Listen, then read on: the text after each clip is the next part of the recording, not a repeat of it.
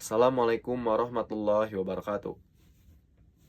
Anu dipika hormat, Bapak Guru nu parantos masihan kesempatan, sarere rerencangan sakelas anu sim kuring pika nyaah.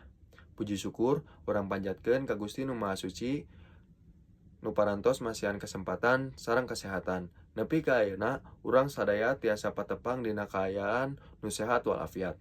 Dina waktos ieu, sim kuring bade nyanggaan biantara pondok ngeunaan bahaya narkoba pikeun remaja. Dulur-dulur sadaya, urang ayeuna teh hirup dina zaman nu serba bebas, jeung loba godaan. Salah sahiji nu pikeun bahaya nyaeta narkoba. Narkoba teh mangrupakeun zat anu bisa ngaruksak pikiran, jasmani, sareng masa depan. Dina zaman ayeuna teh loba remaja anu katarik kana narkoba kusabab hayang nyobaan, nu kadua kabawa ku baturan, tah nu katiluna bisa wae hayang lepas ti masalah.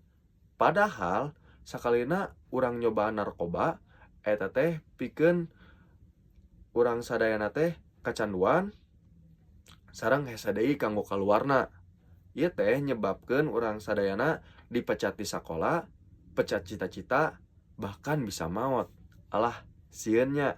Tah matakna dina lingkungan sekolah, urang sadayana teh kudu bisa milih baturan nu hade atanapi nu bener, anu bisa ngajak ka urang sadayana ka jalan nu bener. Omat, ulah gampang kabobodo ku ajakan nu gampang cilaka. Ingat, narkoba henteu mere solusi, tapi nambah masalah. Kukituna, hayu urang bareng-bareng nolak narkoba.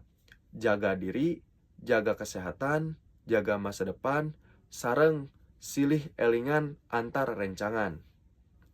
Mugia biantara pondok ieu tiasa bermanfaat kanggo sadayana.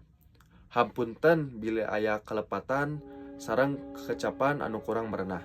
Wassalamualaikum warahmatullahi wabarakatuh.